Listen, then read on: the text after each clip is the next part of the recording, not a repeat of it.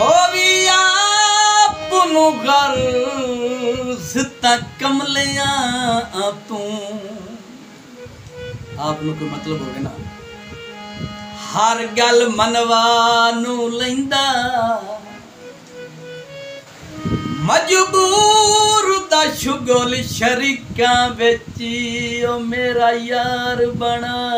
नू लैंदा होयो रुस्तम मालिक मर्जियां दा कीते कौल फुला नू लैंदा गल केड़ी है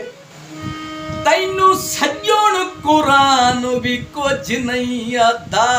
पवी भीड़ तचानू लैंदा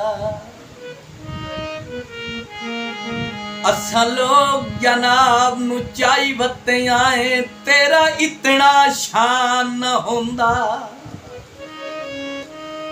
तैनू ठडियो भी औकात च रख दूं दिल आज परेशान न हुंदा तेरे मुंह चू नजमी छोड़ वंजण दा शरियाम ऐलान न हुंदा गल केड़ी है के मुलाख दे होकर लगने याल डिडू तू बेईमान न हुंदा।